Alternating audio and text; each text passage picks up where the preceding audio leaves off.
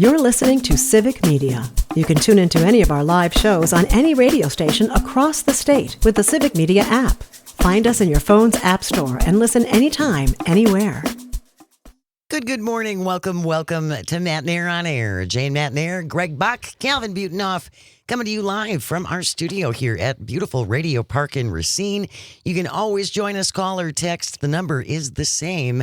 It's 855-752-4842. You can leave a comment if you're watching on the live stream on Facebook, YouTube, and what used to be Twitter. Got a busy show coming up for you today. Friday is the 4th of July. It is? It is the 4th of July. So we will be off. All three of us will be off. We have a specially curated show all put together for you. We have some of our favorite prior segments. Mm-hmm. If you're looking for some company on Friday the 4th of July. But Dan Schaefer normally joins us on Fridays. He will be here today instead, so we can do some recombobulating, not that there's anything going on. Well, also, too, on Friday, if you are listening, there will be Free Ticket Friday. That's right. And it will be fresh and new, and you can participate, and that will be in there on the show. We will be announcing that word. Yep.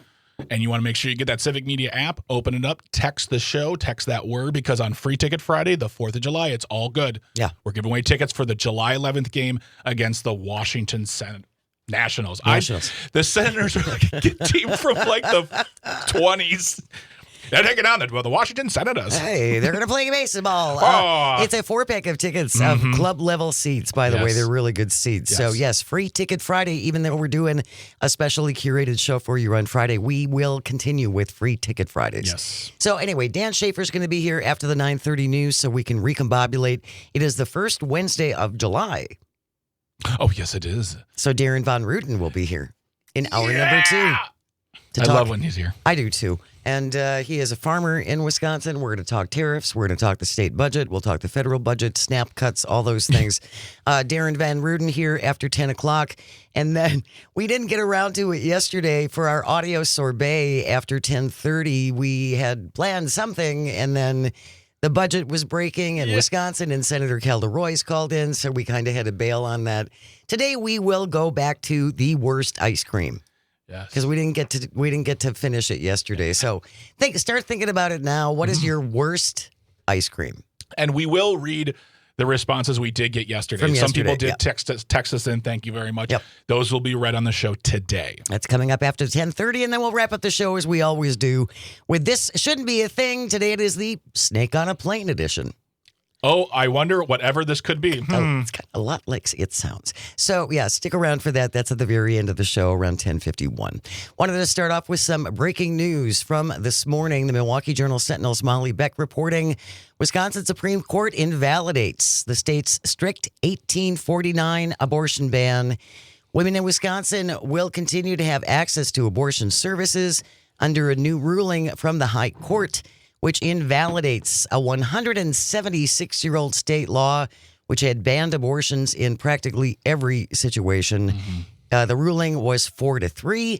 The liberal-controlled Wisconsin Supreme Court affirming the lower court decision that had overturned this law from the 1800s. Yeah.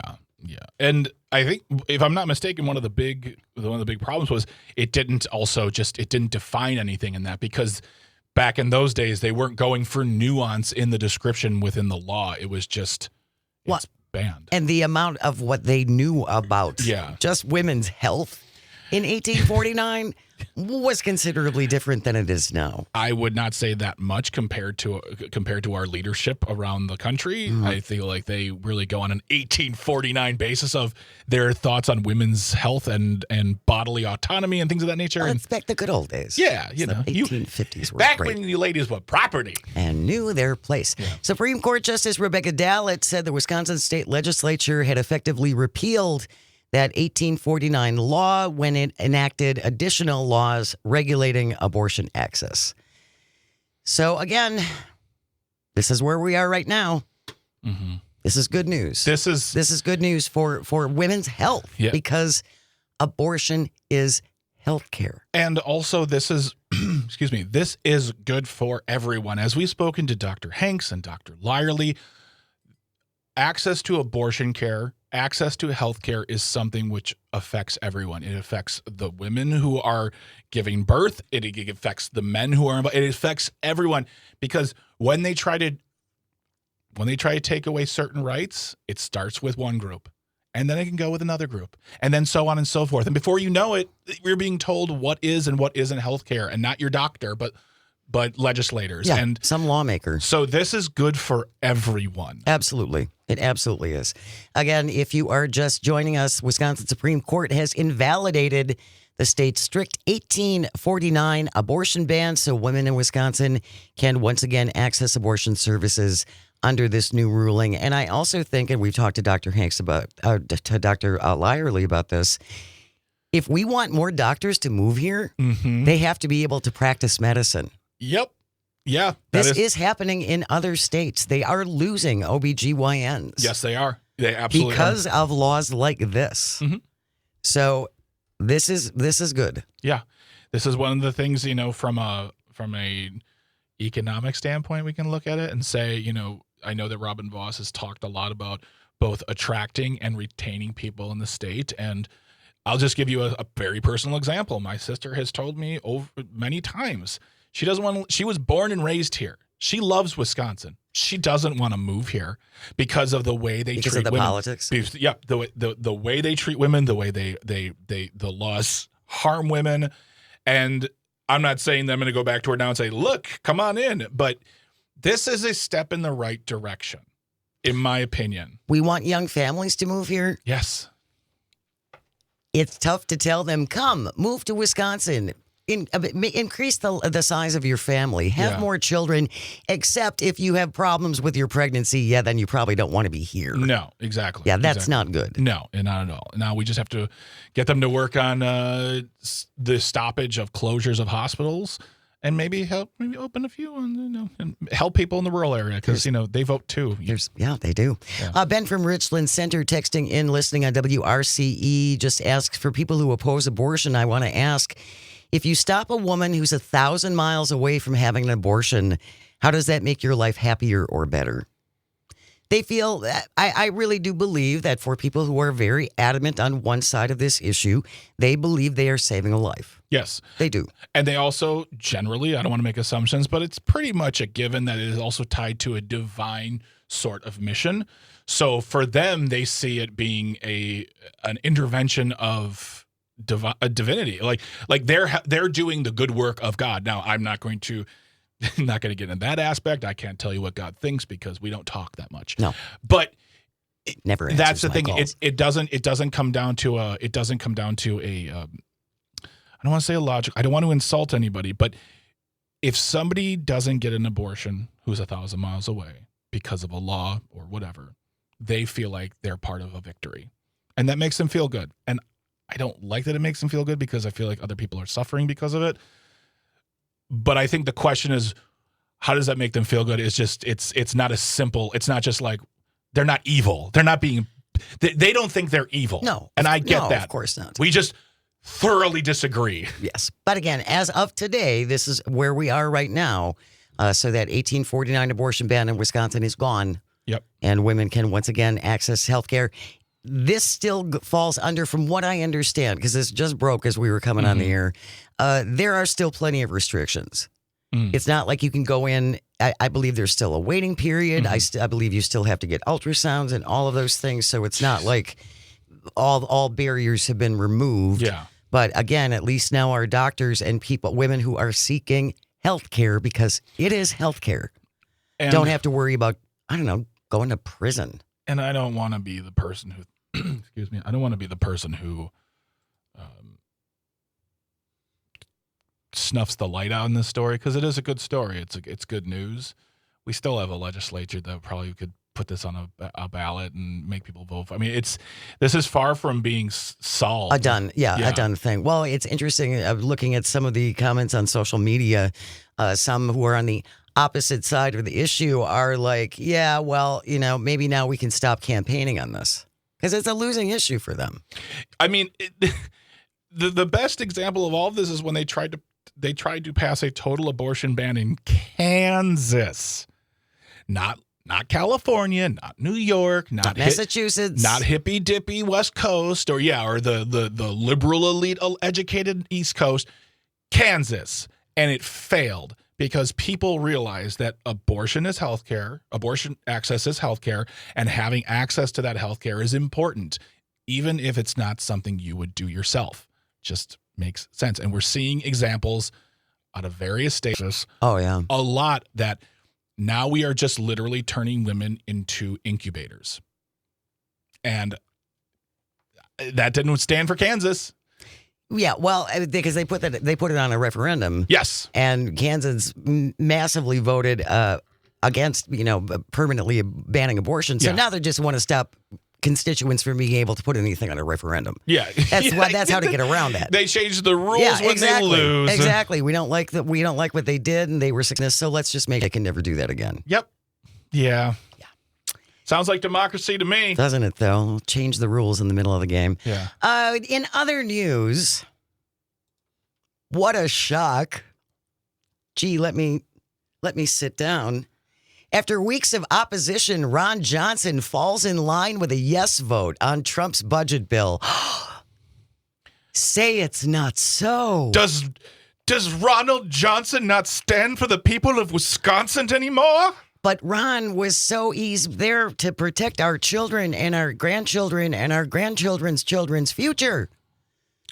By not increasing the deficit and not increasing the debt, Greg. And now it's like, that's never mind. Because he remembered, wait a minute. Because he didn't talk about other people. He talked about his children and his grandchildren. Then he realized one day he woke up in a cold sweat going, oh, wait a minute. My kids, my grandkids, my great-grandkids, and so on, they're going to be fine. I'm very rich, and I'm a senator. It's a yes vote for me. Go ahead. I'm good. Go ahead and vote. Let's tax them poors and cut Medicaid. All right. Yeah. So members of the House now, after the Senate passed the budget bill yesterday. Yep. Now members of the House are scrambling to get back to Washington, D.C. I've seen a number of them because there's bad weather apparently along the eastern seaboard. So a whole bunch of flights have been canceled. So we have a bunch of House members now who are doing road trips trying to get back to Washington in time so they can cast their votes on this. I'm never watching that movie. A congressional road trip where everyone comes together. Congressional road trip. And learns. Oh, wow. That would be something. Did you see the videos and the clips of Senator Fetterman just whining about, like, I want to get this done because it's vacation time? He's missing his beach time. Yeah. He's missing his beach Pennsylvania, you got sold a bill of goods. I think his I think his health problems have gone deeper than people realized. Yeah. But yes, Rojo is not like, yep, we're good. He got promises. He got assurances that they're going to deal with his issues down the road. 2 weeks. I think in 2 weeks. They're going to deal with it in 2 weeks. I'm pretty sure it's in 2 weeks. 2 weeks will take care of the whole thing. When we return, we're going to have a little update for you on this $40 million Garden of Heroes. Garden of Heroes. Never heard of it? You're about to. This is what we're paying for in this budget. We're fiscally responsible. Yeah. You're listening to Matt Nair on Air on the Civic Media Radio Network. We'll be right back.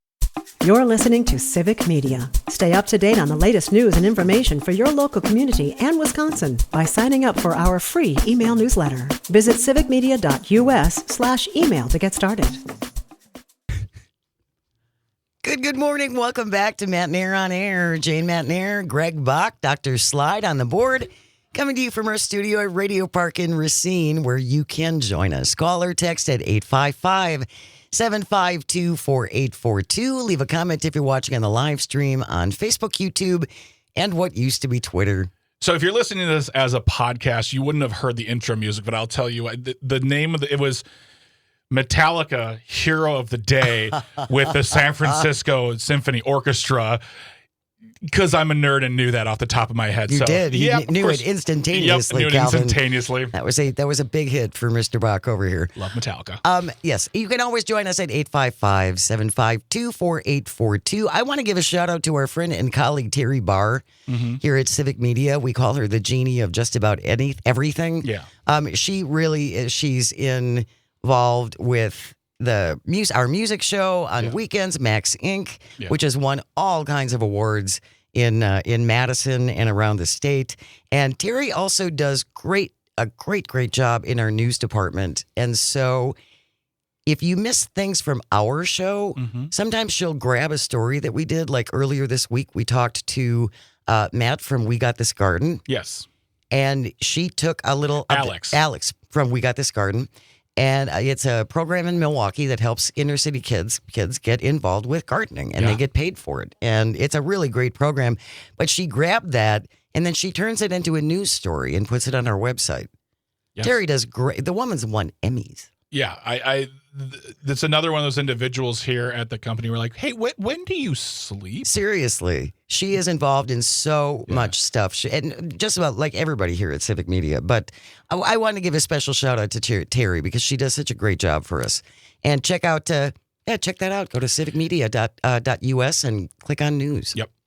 You'll find all sorts of great news stories from all of our correspondents all over the state. Local news, statewide news. Brittany Merlot's another one, multi-award winner, writes wonderful stories about the environment and the weather and like big weather topics, like whether it's natural disasters or heat waves or bugs or whatever. You name it. Yeah, we've got a great dedicated staff that you may hear on the radio once in a while, but they are behind the scenes making things work. Working their butts off. Oh, yeah. So shout out to everybody and shout out to Terry. Thank you so much for that. Hey, we mentioned this yesterday very briefly because some of the things that got snuck into this budget bill that no one seems to be aware of. Yeah. And how did it get there? We don't know. It was just airdropped in there. Someone put it in the budget. Nobody's claiming it. Well, when we went to bed, then the magical elves came out and started writing proposals. And put things in this budget. And then all of our shoes were fixed, too. And then we woke up and they were gone. And we had new heels. It was amazing. So we mentioned this Garden of Heroes. Yeah. Garden of Heroes. $40 million of taxpayer money we're going to shell out for a sculpture garden. Representative Joe Neguse was questioning one of the Trump administration's officials about this yesterday. Calvin, I believe we have that clip. Can you play that, please? What about the Garden of Heroes? $40 million for President Trump's Garden of Heroes. Can't we, why not just say, you know what? We've got a huge deficit. Yeah. And that's probably not the most prudent way to spend our taxpayer dollars. Let's just reallocate that $40 million. That's a bridge too far for you? Well, I think there's not a bill that I've read and reviewed since I've been a member of Congress, certainly since I've been the budget chair, that I felt lived up perfectly to what I thought we ought to do in stewardship of tax dollars. And what I thought was consistent with the constitutional scope and I hear you. of this, I hear you, Chair of this but I federal think government. you could understand our struggle because, as I said, last 7 weeks, you've testified a few times here. Every time you testify, this bill gets more expensive. Yeah. And the answer is always, well, down the road, of course, we could address this, and there are ways in which we can try to identify potential places where funding, where potential cuts can be identified, and so on and so forth. Here is an example right in front of you. $40 million. You could take care of that today. There's an amendment, I believe, that was submitted. You could rule that in order and say, you know what, we're going to put that $40 million towards deficit reduction. Something. If you're serious about wanting to address the fiscal health of the country. Yeah. $40 million. We could use that someplace else. And he was speaking to Congressman Jody Arrington from Texas, who is the chair of the Budget Committee. Yeah, and I love that. Like this seems like a no-brainer to me. $40 million for 250 statues, and it's going in the White House, right? No, I believe it's going to go somewhere in South Dakota. Oh. Politico says the plan is to unveil 250 life-sized statues in time for America's 250th birthday next year on the 4th of July. How are they going to get all those made? Well, that's kind of a problem because apparently we don't have enough sculptors in this country to get this done. Again, gaming out the idea. Yeah. Here's the thought. What will happen if we do this? How will we make this happen? Where's it going to go? Who's going to sculpt them? How are we going to get them made? How's this going to happen? Yeah, no, it's just like, we want $40 million for a statue garden. It'll be great. You had 249 years to plan this. You could have done it a long time ago. But they could have been making them up to this point. Also, what do you want to bet they're going to farm some of these statues out to other countries? China? Maybe China. We'll find out more in 2 weeks what the plan is because, but it goes back to that notion of Do you think we can get rid of it? Do you think it's a problem that we have deficit spending and you want to spend $40 million on a Garden of Heroes? I'm going to say that again, Gardens of Heroes, which sounds like something you wrote of a Thor movie. Can't say yes or no to it. Can't say, yeah, it's great. I love it. Let's do it. Let's make 2 of them. Can't say no. Can't say, yeah, you're right. This is a ridiculous waste of money. I don't know why you can't say no. You can, but they can't. The plan calls for a suitable space to be identified, which is yet to happen, although South Dakota has offered a spot near Mount Rushmore. Gross. Because that's what he wants. We only need enough time to make 1 statue, everybody. We got news coming up next, and then some recombobulating on the other side with Dan Schaefer. Stay with us. You're listening to Matt Nair on Air on the Civic Media Radio Network. Good morning. Welcome to Matt Nair on Air. Jane Matt Nair, Greg Bach, Sweet Calby on the board, coming to you from our studio at Radio Park in Racine. You can always join us. Call or text at 855-752-4842. Leave a comment if you're watching on the live stream on Facebook, YouTube, and what used to be Twitter. Coming up later on today, 2 to 4, the Todd Alba Show. He will be joined by Pat Kreitlow, host of Mornings with Pat Kreitlow. Also, Trygve Olsen, senior advisor at the Lincoln Project, talking about not just the state budget, but the federal budget. In second hour with Todd, what's worse? Summer Street Edition. Summer Street Event Edition.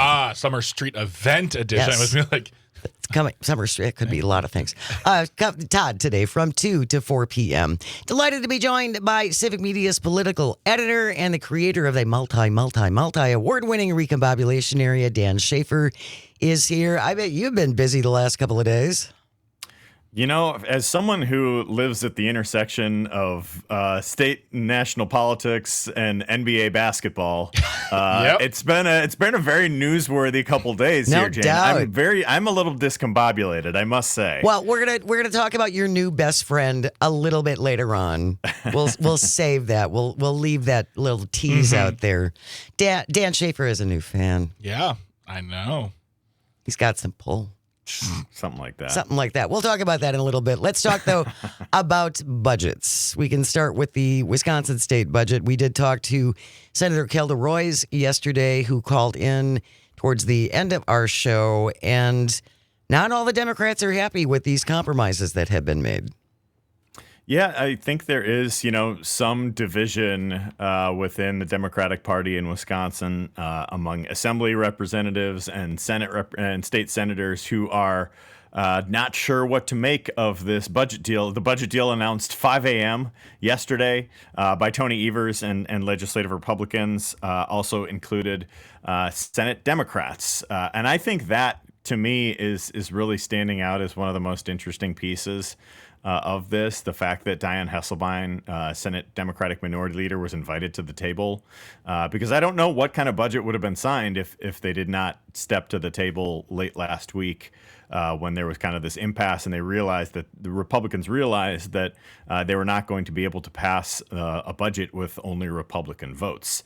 So I think that really gave Senate Democrats some certain level of leverage. They were able to notch some certain wins. But you're right, there is some disagreement among Democrats about this bill. I got a press release this morning from a coalition of groups led by Citizen Action of Wisconsin, Wisconsin Education Association Council, Wisconsin Public Education Network, and WeCan, Corinne Hendrickson from WeCan, who I know has been on the show a number of times, all encouraging state senators and representatives to vote against the budget and encouraging Tony Evers to veto the budget. So there is clearly, I think the public education piece is one that has people most fired up against this budget, but there are a number of issues that people are looking for, hoping for more wins in this budget. A rare moment that Democrats had some measure of leverage, and they got some things, but did they get enough? I think that's the big question right now. Well, and that's the big so at the risk, I'll say it out loud, at the risk of looking completely stupid, when the news came out yesterday, it was announced by Governor Evers and the Republicans. We got a press release from the Main Street Alliance that praised the compromise, and it seemed like, oh, well, because when we talked about it yesterday on the show, we were like, does this feel like a win? I feel like this is a win. This feels like good stuff. And then Chris Larson comes out while we're on the air yesterday and says he's going to vote no. I saw something from Francesca Hong, who's an assembly member from Madison. Kelda Roys, if you listen back, I didn't expect to hear, like, she was not thrilled with it. And so it sort of took me for a loop to say, like, oh, is this bad? I feel like what the Republicans were proposing versus what was agreed upon yesterday is far and away not what I expected. Like, I was like, this seems like a trick to me. Like, this seems too good. Because again, if they hadn't come to a deal, we would have reverted to the previous budget. Mm-hmm. Right? Right. We would have gone to the previous budget, and that introduces a number of questions, as the state is kind of planning things out, particularly for schools wanting to know what level of funding they're going to be able to plan for this fall. There are a number of temporary workers across Wisconsin that wouldn't have funding for it. So it's like, it makes sense to pass a budget. Part of this process that has really frustrated me is how much of it has happened behind closed doors. Mm-hmm. And I get that they need to, need to negotiate, but so much of this has happened behind closed doors. And then, like, basically 48 hours after we see the deal, less than 48 hours after we see the deal announced from Governor Evers, we're going to have people voting on it. That just I don't think that gives enough time for public to react to a really complicated, detailed piece of legislation. It's a, $111 billion or 100, whatever the numbers on the budget are. It's a huge budget, and I think you need to have a little bit more time for people to process it and see if there needs to be some final improvements and all of that. But to get back to the point that you were making, Greg, I think the wins that they were able to have in this budget for childcare, for the UW system, for a number of other capital projects, I think is pretty significant. And I think, again, what I've been hearing as I've been talking to people about this negotiation is that Dianne Hesselbein, the state Senate Democratic Minority Leader, really did a terrific job in the negotiations once she was finally brought to the table. And that's the big worry I have, is like, I don't have a problem with any of these reps having a problem with it. And I have no problem with them saying we want more, because I think that if Tony Evers had his druthers, he would have way more in his budget. But it's a two-part question. One, do you really think Tony Evers is going to veto this thing? And two, no. Is the budget at risk of losing things if the Democrats come up and start making noise and saying, well, we want more, and the Republicans just say, well, to heck with you, we're going to take out this stuff. We're going back to the drawing board, and too bad, so sad. We thought we had a deal. Mm-hmm. Yeah, and again, I think there is some different dynamics from the Assembly versus the Senate. In the Assembly, Republicans can pass a budget with only Republican votes. So Assembly Democrats can make a lot of noise talking about what was missed in this budget, mm-hmm. but they are not going to be, they're kind of out of the process for this to a certain extent. Right. Because Robin Vos and Assembly Republicans have the votes to pass this with only Republican votes. I do wonder if there's more they could have gotten if Hesselbein was at the table for this earlier. Because as we've been talking about this for weeks, that Steve Nass and Chris Kapenga, if we have the pronunciations on that correct, have been no votes. And so it's been the case for weeks that Senate Democrats were needed to come to the table. And as I reported last week on Civic Media, she was brought into negotiations, I believe, on Thursday. And then things happened quickly once she was brought to negotiations. And so I think she's going to be in favor of it. And there are a number of kind of more swing seat Democrats who are going to be in favor of this too. Mm-hmm. So some of the people who have expressed support include Jody Haber-Sinekin, Kristen Alfheim, and Sarah Kieski. Well, those are three state senators who won tough races on new maps last fall. So I think it is significant that, some of those who are in closer, more competitive districts are saying, like, let's take the win here, and we can celebrate that. If you're just joining us, we have Dan Schaefer here. He is the political editor of Civic Media, as well as the founder and creator of the multi-award-winning Recombobulation Era. And he's recombobulating with us early this week because we're not going to be here on Friday. And Dan, the thing I have to say is, at the risk of looking, well, you know what? I don't really care about parties right now. I care about Wisconsin and democracy and the good stuff for good people. This is kind of what we always talk about, though, right?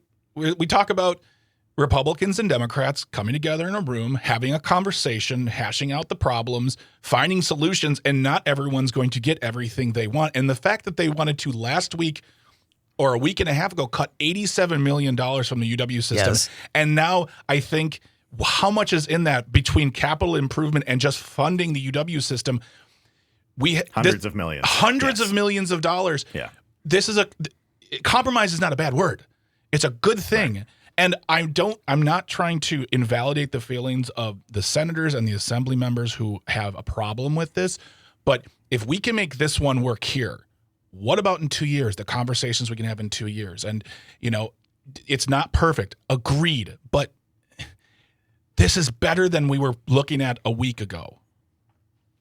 Absolutely. You're absolutely right about that. And I think some of the things that people are upset with is there not being new funding for public education.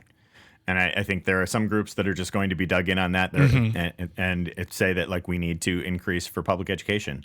And I don't know what the status of this budget would be had things not changed last week with the Senate Democrats. Right. And I think that to me, and you go back to all the conversations that we've had about fair maps, all the conversations that we had last fall about these tough districts in the state Senate. Well, we had fair maps for the first time.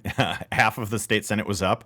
Democrats won all 5 of the 5 most closely competitive seats in that. And it is because of that, because the people of Wisconsin in those districts spoke with their votes and made a difference. That is the reason that this is different, because otherwise we're just looking at the same dynamic between Evers and Voss disagreeing that we've seen for the past 3 budget cycles. The only different thing here is the fact that state Senate they needed some votes from state Senate Democrats, and state Senate Democrats were invited to the table and made a real difference for Wisconsinites in this budget. Don't ever let anybody tell you your vote doesn't count. Correct. Absolutely. This is the perfect example of it. And I would argue the point that this was where it wasn't just the last 3 budget cycles, but the current one, because up until last week, it was the same old Voss and Evers don't like each other. And I'm not trying. No, I don't care. They both sides were gone. There was nothing happening. We had the threat of They're going gonna back walk to away. Yeah. And Right. I'm throwing all my love and support to Diane Hesselbein for walking in the room and probably slamming a piece of paper down and saying, we're going to fix this right now because we look like fools. And it got done. And that is the power of just having those discussions, having the conversation. And that helps us. And you're right, Dan, there are funding measures that were not met, and there are things that were not put into the budget that need to. I'm a big believer in more money for public education, but Still not expanding Medicaid here in this Right. budget yet Right. again. Which is there are some misses for sure. insanity to me, but Yep. we will probably keep talking about that forever. But it just irks me a little bit that we're not counting this as a win. And I know there's listeners probably saying you're wrong, Greg, and that's fine. That's Why aren't we absolutely fine. fighting harder? Why Why are aren't we we fighting harder? We're fighting harder after the agreement's been made. And unfortunately, assembly members weren't brought to the table. But Diane Hesselbein was, and she got in there and she got things done. And that is fantastic. I count this as a good start. It's a start. Yeah. Yeah, I would agree with you. And we don't have a lot of time before we go to the breakdown, but I just want to say, isn't it by design that we push these budgets through so quickly so that no one actually knows everything that's in there? We were talking about the federal budget before you joined us, and this $40 million for this statue of heroes, this garden of heroes. That's the stuff they don't want the public to know about. So let's just vote on it and get it done. Let's just get it done. Always hate that part of the process. Get the public involved. Have these negotiations in public. You don't need to be behind closed doors all the time for this. If you're It drives me nuts. if you're so embarrassed you don't want to talk about it in public, that should be a sign. We're going to continue our conversation with Dan Schaefer. He is a new best friend. All the details on the other side. Stay with us. You're listening to Matt Nair on Air on the vast, statewide, countrywide. Pick us up globally on the app, Civic Media Radio Network. You're listening to Civic Media. Find the latest news, information, and archives of all your favorite shows on the Civic Media website, civicmedia.us. Good morning. Welcome back to Matt Nair on Air. Jane Matt Nair, Greg Bach, Sweet Calby on the board. Coming to you from our studio at Radio Park in Racine. Join us. Call or text at 855-752-4842. You can also leave a comment if you're watching on the live stream on Facebook, YouTube, and what used to be Twitter. We are going on a road trip, baby. Can't wait. Nat Nair on Air and the Todd Albaugh Show hitting the road this summer. Join us on our summer road trip. We're going to stop in Oshkosh, in Butternut, and Hayward. Everywhere to talk about the EAA Air Venture. There's Packers training camp going on. There's Lumberjacks in Hayward. You're going to get recruited. You know that. Oh, and you're going to find out just how quickly I would die in the woods immediately. Join us as we are on the road. Matt Nair on Air and Todd Albaugh Show, July 16th, 17th, and 18th. If you're going to be around the area, I hope you will stop out and say hello. We are hitting the road summer 2025. Yeah. Right now, we're joined by Civic Media's political editor and the creator of the Recombobulation Area, Dan Schaefer, is here talking about the state budget before we went to the break. Where do we go from here? Is it a done? I mean, are we still, it's done, isn't it? Or they're still voting. They're still voting today. I believe there are floor sessions for the Assembly and the Senate today to vote on the state budget. But I'm expecting it to pass. I mean, especially after, Governor Evers got behind it, legislative Republicans got behind it, and enough Democratic state senators are behind it. I'm expecting this budget to pass pretty comfortably. And is this his statement on a third term? He said he would let us know after the budget is done. And this is a pretty gutsy budget. Like, if the way it was going, I was like, oh, I don't know. And now, I mean, this is not the work of him specifically, but Senate Democrats. So, but is this a declaration, do you think, Dan? Dan Schaefer, do you think? That's a good question. I obviously, where I stand when it comes to Evers running for a third term. I wrote a very extended piece on why I think he should not run for a third term. Go check that one out at the Recombobulation Area. Drop the paywall on it if you wanted to read the whole thing. But I do think I'm expecting him to announce for a third term. Yeah. I do think it's probably going to happen. I think he has, 10 days to review the budget for line item vetoes. Part of the budget agreement that he would not touch any of the areas that they agreed upon. Yeah. With those line item vetoes, Republicans are pretty spooked after what he pulled 2 years ago. They're very stung. For sure. And so, he's going to have I'm sure there will be something, though, that he will partial veto. Maybe that was outside of the agreement, whatever it might be. So I expect that to come over the next few days and for, the announcement probably to come shortly thereafter. I saw Jesse Apoyan from the Journal Sentinel mention the other day that in 2015, 10 years ago now, Scott Walker signed his budget. I think it was also kind of a similar timeline, a little bit late into July. But then he, right at the day after signing the budget, he announced he would be running for president. So I wonder if that is a little bit of, past his prologue here. That's interesting, though. The timing. Because when I think of Scott Walker and the 4th of July, I think of Scott Walker and the Republicans' efforts to gut the open records law while everybody was going off on vacation. Just kind of assuming that no one was going to notice this and we could just pass this on the holiday weekend. Yeah, that didn't happen. Nice try, though. Yeah, but what's great? He lost in the primary and then he got booted out of office. So, pretty quick, too. Double whammy win for Wisconsin. Pretty quick. All right, we got about 2.5 minutes left. You have been retweeted by someone in very, very particular. Yeah, I got retweeted by Giannis Antetokounmpo yesterday. Yeah! How about that? That's amazing. I'm Giannis adjacent. How did this all happen? So on Monday night, there was the free agency started for the NBA, and Brook Lopez, one of my favorite all-time Milwaukee Bucks, was signed by the Los Angeles Clippers. Not a big surprise that he was going to be moving on after his contract ended. Signed a 2-year deal with the Clippers. Congrats to Brook. But I was just posting some memories of Brook Lopez, and I said that Brook Lopez should have his jersey retired in Milwaukee when it's all said and done. And Giannis quote tweeted it and said 1,000,000%.